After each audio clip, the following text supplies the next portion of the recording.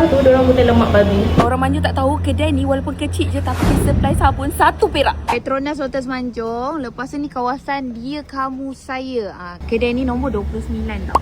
Sebab kena faham, pembuatan sabun mostly kalau yang murah tu diorang guna lemak babi. So kita nak avoid benda tu berlaku. Yang penting halal lah, syarikat berusaha orang Islam.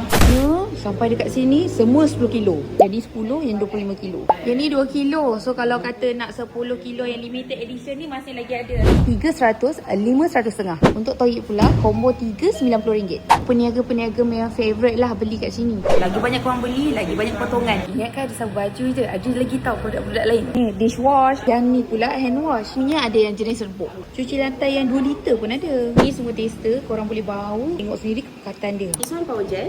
Yang ni kita panggil cloudy. Power gel ni maksud dia lebih pekat. Lebih pekat. Refill boleh. Nak jadi agent boleh datang sini. Memang harga korang akan dapat beza sangat daripada harga jualan biasa. Ada masalah alat kat rumah boleh try ambil serai wangi ni. Ini bau toilet government. Produk badang pun sini ada banyak tau. Kalau baju tu ada campuran warna lain dia tak luntur. Kiranya hotel-hotel pun suka beli jugalah fragrance ni. Korang biasa kalau hantar baju kat Robi, korang pasal bila korang ambil tu wangi saya. Jadi korang spray ni dulu. Sebab tak bau hapak. Manjung, Teluk Intan ni memang kita hantar. Tak ada masalah. Jualan ramah Jumaat Sabtu Ahad memang time peak kat sini. So kiranya time-time tu memang busy hectic. Nak bagi hadiah kat mak-mak, bagi benda ni pun dah cukup. Tak payahlah kau nak beli bunga. Pencuci ni pun dah buat aku bahagia.